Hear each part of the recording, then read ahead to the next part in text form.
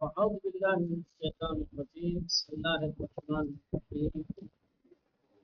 الحمد لله رب العالمين وصلى الله على محمد وآله الطاهرين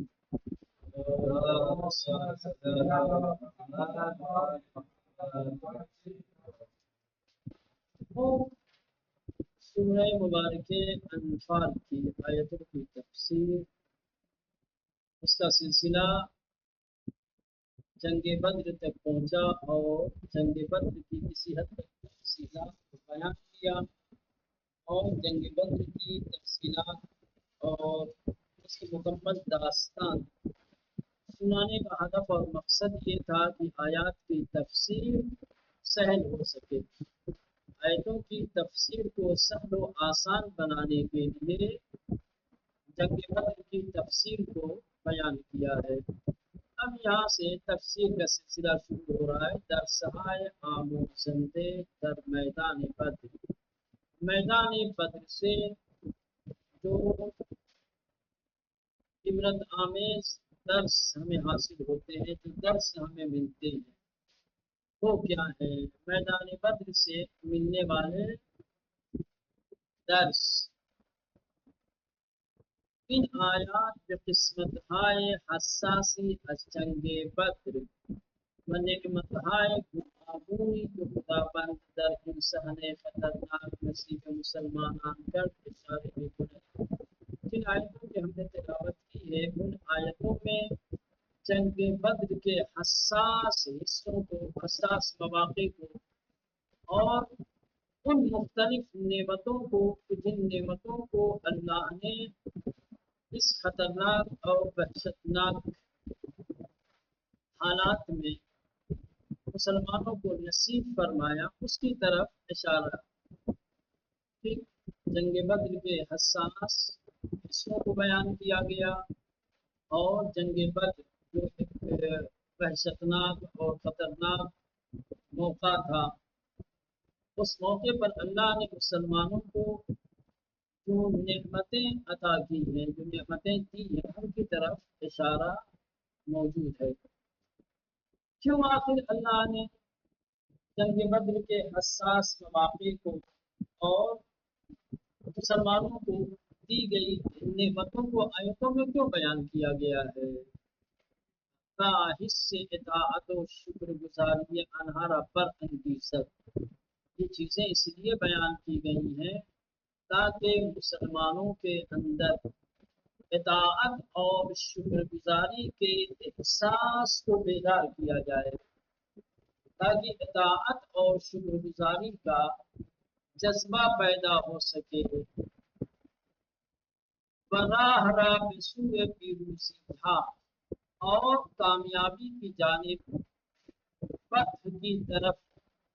جانے والا راستہ، و پیش رفت آئندہ اور آئندہ ملنے والی جو ترقی اور کامیابی اور سربلندی ہے، در برابر آنہا ان کے سامنے وہ شاید اسے پوری طریقے سے کھولا جا سکے، ہموار بنایا جا سکے۔ بات سمجھ میں آئی کہ آخر ان آیتوں میں جنگ بدر کے جو حساس مواقع تھے، جو حساس حصے تھے، یا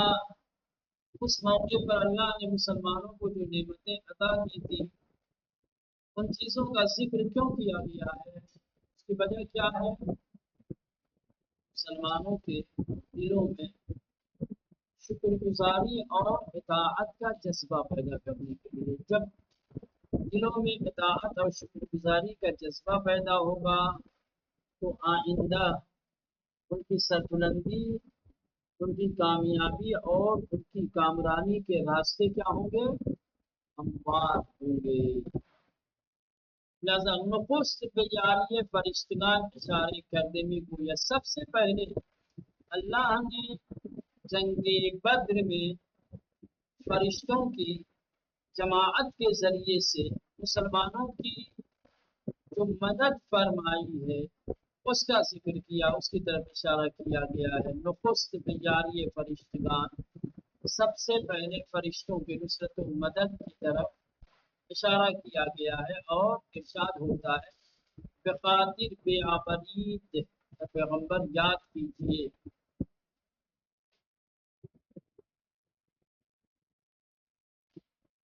کیا ہے؟ ہاں زمانی، ہاں یہاں پہ اصل میں مٹا ہوا ہے، زمانی رات الشدت وحشت و اضطراب. اے میرے نبی یاد کیجیے اس وقت کو، اس زمانے کو کہ جب اضطراب و بے چینی اور درد اور خوف کی شدت سے از کثرت نفرات دشمن، جو دشمن کے نفرات کی کثرت و فضولی تجہیزات جنگی آنہا اور ان کے جنگی تجہیزات، جنگی اسباب و وسائل کی وجہ سے برائے شما پیش آمدے کو تمہارے اندر پیدا ہوئے تھے. دشمن کی کثرت اور ان کے اسلحوں کو دیکھ کر کے تمہارے دلوں میں جو اضطراب تھا، جو خوف پیدا ہوا تھا، تو اس وقت ہم نے فرشتوں کو بھیجا اور تم بے خدا پناہ بولتے،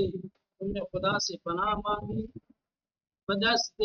حاجت پہ سوئے منہ دراز کر دی اور اس کی جانب دعا کے لیے ہاتھوں کو اٹھایا. وَأَزْبُ تقاضائے تمک نمودی اور اس سے نصرت و مدد کی درخواست کی. اور اللہ نے درخواست سنی اور فرشتوں کے ذریعے سے نصرت و مدد کر کے تمہارے دلوں سے اضطراب و بے چینی کو، وحشت اور خوف کو دور کیا اور تمہارے دلوں میں اطمینان اور سکینہ ایجاد کیا. تو اللہ یاد دلا رہا ہے جنگ بدر کا یہ وہ خاص موقع تھا کہ جب نبی اور لشکر اسلام، خود پیغمبر اور پیغمبر کے ساتھی دشمنوں کی کثرت کو دیکھ کر اور ان کے پاس جو جنگی اسلحے تھے، جو اسلحوں سے لیس تھے، گھوڑے سے لے کر کے جانور سے لے کر کے ہتھیار تک اور تمام چیزیں جو میدان جنگ میں پیروزی اور کامیابی کا سبب بنتے ہیں، جن کے ذریعے سے جنگیں لڑ کر کے جیتی جاتی ہیں. ایک طرف فوج کی کثرت تھی، دوسری طرف تجہیزات یعنی جنگی سامان اور وسائل. اس کو دیکھ کر کے ڈرے ہوئے تھے، خوف زدہ تھے، دلوں میں اضطراب تھا، بے چینی تھی کہ اگر جنگ ہو گئی تو ہمارا کیا ہوگا، ہم تو آسانی کے ساتھ شکست کھا جائیں گے. 900 کا لشکر ہے اور کہاں 313 لوگ ہیں، کہاں ہزاروں کی تعداد میں اونٹ ہیں ان کے پاس، گھوڑے ہیں ان کے پاس، تلواریں ہیں ان کے پاس، نیزے ہیں اور دوسرے اسلحے موجود ہیں، اور ہمارے پاس نہ جانور ہے نہ اسلحے ہے، تعداد بھی کم ہے اور اسلحے بھی نہیں ہیں. تو جب ان تمام چیزوں کو دیکھ کر کے دلوں میں ڈر اور خوف، اضطراب اور بے چینی پیدا ہوئی، تو اب یہ اضطراب اور بے چینی کیسے دور ہو سکتی تھی، اس کو کیسے ختم کیا جا سکتا تھا. اللہ یاد دلا رہا ہے کہ تم مجھ سے پناہ مانگی اور میری بارگاہ میں ہاتھوں کو اٹھا کر کے نصرت و مدد کی درخواست کی. وَإِذْ تَسْتَغِيثُونَ رَبَّكَ، ٹھیک. اللہ یاد دلا رہا ہے اس حساس موضوع کو. ہم نے فرشتوں کی جماعت بھیجی. در بارہی از روایات آمده کی پیامبر نیز با مسلمانان در استغاثه و یاری طلبیدن از خداوند ہم صدا بود. ایسا نہیں ہے کہ صرف مسلمان ہی استغاثہ اور فریاد کر رہے تھے، بلکہ مسلمانوں کے ساتھ ساتھ پیغمبر بھی استغاثہ کر رہے تھے. ایسا نہیں کہ صرف لشکر اسلام گھبرایا ہوا تھا، وہی خدا کی بارگاہ میں نصرت و مدد کی دعا مانگ رہے تھے، بلکہ استغاثہ کرتے اور فریاد بلند کرنے میں پیغمبر بھی اپنے ساتھیوں کے ہمراہ تھے، ان کے ہم صدا تھے۔ آپ بھی اپنے ہاتھوں کو آسمان کی طرف اٹھائے ہوئے تھے اور دعا کر رہے تھے، اللہم انجزنی ما وعدتنی، اللہم ان تہلک هذه العصابہ لا تعبوا فی الارض۔ خدایا تو نے جو وعدہ کیا ہے ہمارے ساتھ، اس وعدے کو پورا کر دے۔ اگر اس وقت تو نے اپنا وعدہ پورا نہیں کیا، اگر مسلمانوں کو ایسے ہی بے نصرت و مددگار چھوڑ دیا تو پھر زمین کے اوپر کوئی تمہاری عبادت اور بندگی کرنے والا نہیں، جو تم کو پہچاننے والے ہیں، جو تیری عبادت اور بندگی کرنے والے ہیں، وہ نہیں ہے سب اتنی۔ اگر ان کو بے ناصر و مددگار چھوڑ دیا، اگر ان کی مدد نہیں کی، یہ سارے مارے جائیں گے، اور جس سے یہ مارے جائیں گے پھر زمین پر کوئی تیری عبادت کرنے والا نہیں رہ جائے۔ اگر یہ زندہ رہیں گے تو یہ خود بھی عبادت کریں گے تیری، اور لوگوں کو تیری عبادت کی دعوت بھی دیں گے۔ تو بعض روایات میں ملتا ہے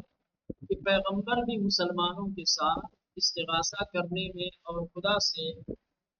مدد طلب کرنے میں ہم صدا تھے، مسلمانوں کے ساتھ آپ استغاثہ کر رہے تھے، آپ بھی اللہ سے نصرت طلب کر رہے تھے۔ دست خود رب سوئے آسمان بلند کرتے، اپنے ہاتھوں کو آسمان کی طرف بلند کر کے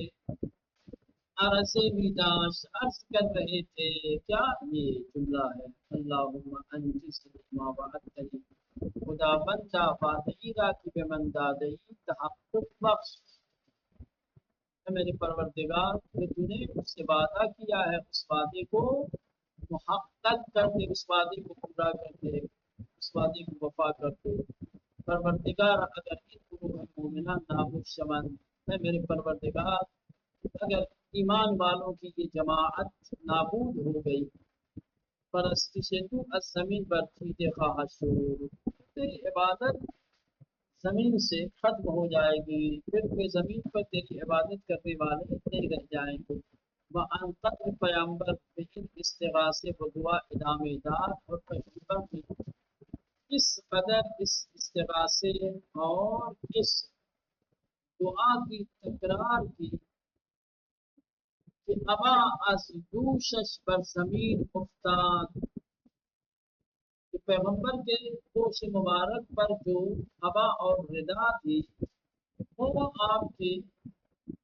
وعدے سے، آپ کے دوش مبارک سے زمین پر گر پڑی۔ اتنی دیر تک مسلسل بھی دعا کرتے رہے کہ آپ کے ردا آپ کے کاندھوں سے سرک کر زمین پر گر گئی۔ در این ہنگام خداوند تقاضۂ شمارا پذیرو، یاد دلا رہا کہ اس طریقے سے تم اور مسلمان دعا کر رہے تھے، اور ہم نے تمہاری دعا کو، تمہارے تقاضے کو قبول کیا، اور ارشاد ہوا من شمارا با 1000 نفر از فرشتگان، کہ میں تمہاری 1000 فرشتوں کے ذریعے سے یہ پشت سر ہم فرود میں آیا، جو سب بسب لائن بات کر کے نیچے اتر رہے ہوں گے، تمہیں کو یاری بھی کنی، اس کے ذریعے سے نصرت و مدد کریں گے۔ فاستجاب لکم، پس ہم نے تمہاری درخواست کو قبول کیا، تمہارے تقاضے کو، تمہاری دعا کو مستجاب کی۔ انی ممدکم، کہ بے شک ہم تمہاری نصرت و مدد کریں گے، بِأَلْفٍ من الملائکہ، 1000 فرشتوں کی جماعت کے ذریعے، مردفین، جو آسمان سے مسلسل سب آتے ہوئے زمین کی جانب آ رہے ہوں گے۔ مردفین از مادہ ارداف به معنی پشت سر ہم قرار گرفتن است۔ کہہ رہے کہ مردفین جو ہے یہ مادہ ارداف سے بنا ہوا ہے، اور اس کے معنی ہے ایک کے پیچھے دوسرے کا کھڑا ہونا، ایک کے بعد دیگری ایک دوسرے کے پیچھے، پشت سر ہم قرار گرفتن ایک دوسرے کے پیچھے واقع ہونا، کھڑے ہونا، یعنی بھائی سب سمجھ رہے ہیں سب میں کیا ہوتا ہے، ہر شخص کسی آگے والے کے پیچھے ہوتا ہے۔ ردیف کسی سے بنا ہے، ردیف کو ردیف کیوں کہتے ہیں؟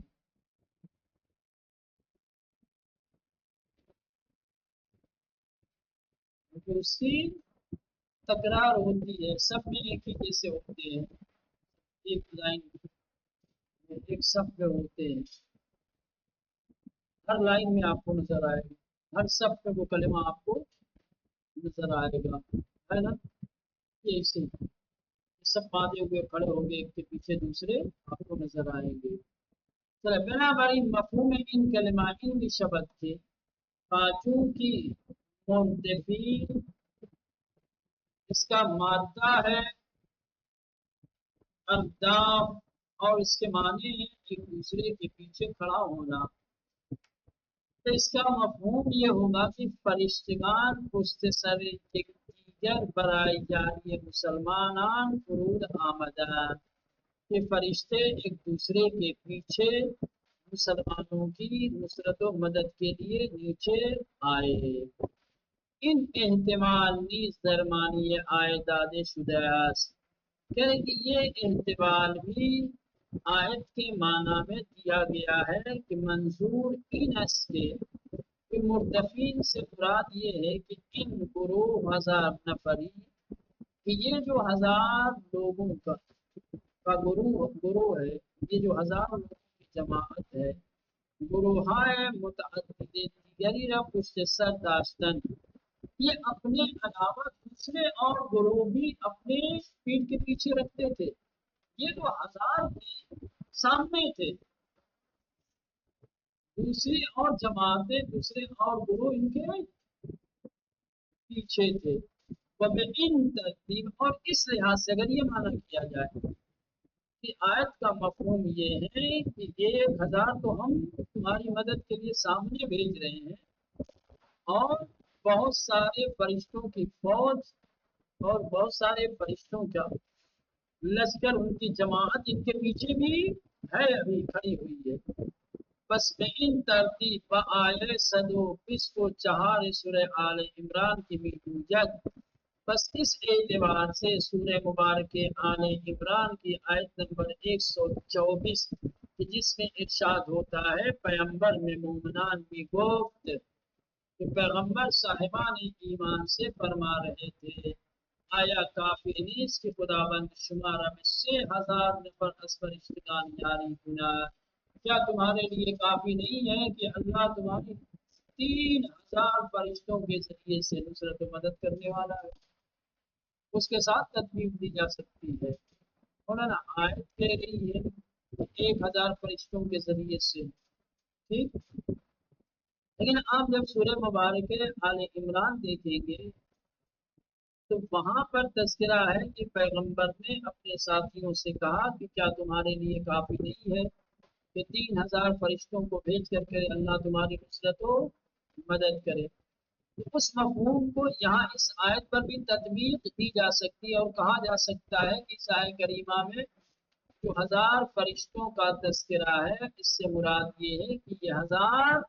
سامنے والے ہیں، باقی دوسرے فرشتے ان کے پیچھے کھڑے ہیں، ان کی ضرورت ہوگی تو وہ بھی آئیں گے، سمجھ گئے؟ تو گویا مردفین کے دو معنی ہو گئے، ایک تو معنی یہ کہ وہی 1000 سب بات کر کے کھڑے تھے، انہیں 1000 کے ذریعے سے مدد حاصل ہوئی۔ دوسرا مفہوم یہ ہے کہ یہ 1000 سامنے تھے اور ہزاروں کی تعداد میں ان کے پیچھے بھی فرشتوں کا لشکر موجود تھا۔ بلے ظاہر کی نفس کی عدد فرشتگان در قدر 1000 نفر ہوتے ہیں۔ پھر کیوں یہ مفسر محترم کہہ رہے ہیں کہ ظاہر یہ ہے کہ جنگ بدر میں فرشتوں کی تعداد 1000 ہی تھی، وہ مردفین صفت ان 1000 نفر است، اور مردفین جو صف بندی اور ایک دوسرے کے پیچھے کھڑے ہونے کا جو معنی دے رہا ہے ये उन्हीं 1000 फरिश्तों की सिफत है, न कि दूसरे और फरिश्ते। आए आए सूर्य आल इमरान بعدی بوده حسب مسلمانان که حتی اگر لازم شود خداوند عدد بیشتری یا بیجاری شما میں فرستد۔ ہمیں دیکھنا پڑے گا کہ سورہ آل عمران والی جو آیت ہے وہ آیت کے سلسلے میں یہ تو بات جنگ بدر کی ہے، تو انہوں نے بالکل واضح کر دیا کہ جنگ بدر میں مسلمانوں کو فرشتوں کے ذریعے سے جو مدد ملی ہے ان فرشتوں کی تعداد 1000 تھی، اور یہ جو مردفین ہیں انہیں 1000 فرشتوں کی صفت ہے۔ لیکن جو آل عمران والی آیت ہے جہاں کے لیے یہ روایت پیش کی گئی کہ پیغمبر نے 3000 فرشتوں کی بات بتائی، وہ اللہ کا ایک الگ وعدہ تھا، سمجھ رہے ہیں، اللہ کا ایک الگ وعدہ تھا کہ ہم تمہاری فرشتوں کے ذریعے سے مدد کریں گے۔ تو انہوں نے تو اللہ نے 3000 فرشتے، اگر 3000 سے زائد فرشتوں کی ضرورت پڑتی تو اللہ 3000 سے زائد فرشتوں کو بھیجتا، بل ظاہر کی نس کے عدد فرشتگاں، لیکن آیت سے جو بات ظاہر ہوتی ہے وہ یہی ہے کہ فرشتوں کی تعداد جنگ بدر میں 1000 نفر ہی تھی، وہ مردفین صفت ان 1000 نفر ہے، اور مردفین کی لفظ جو آیت میں آئی ہے وہ انہیں 1000 کی صفت ہے۔ وہ آئے سورہ آل عمران، اور جو سورہ آل عمران کی آیت نمبر 124 ہے، وعدئی بود اس، کہ خدا کا وعدہ تھا بے مسلمانوں کے ساتھ کہ حتیٰ اگر لازم شود، کہ اگر ضرورت پیش آئی تو خداوند عدد بیشتری را اور زیادہ تعداد میں فرشتوں کو بیاری شما تمہاری مدد کے لیے بھی فرشتہ بھیجے گا۔ اس کے بعد سے بس فرائن کی کسی خیال نہ کی روزی به دست فرشتگان و مانند انہاست،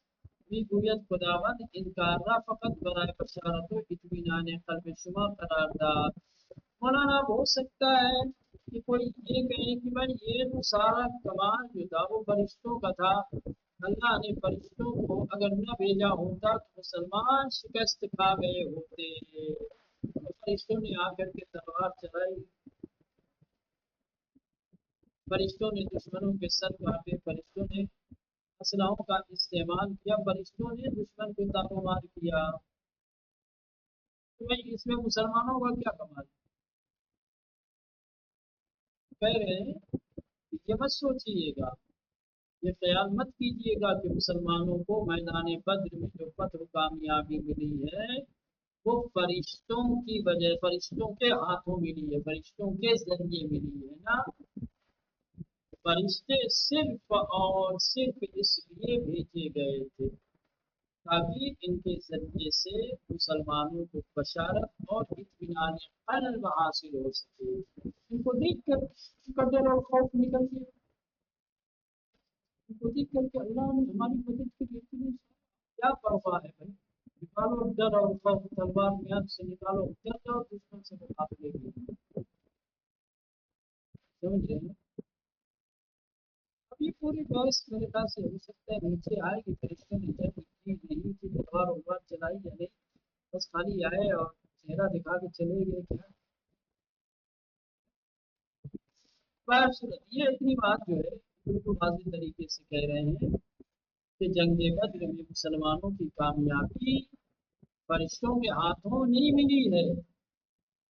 سمجھ رہے ہیں، خدا نے یہ کام صرف اس لیے کیا ہے تاکہ اس کے ذریعے سے ہمارے دلوں کو اطمینان حاصل ہو سکے، تمہیں بشارت دی جا سکے کامیابی اور کامیابی۔ وما جعلہ اللہ الا بشرا، سے مدد کی ہے اللہ نے فرشتوں کے ذریعے سے، یہ نہیں ہے مگر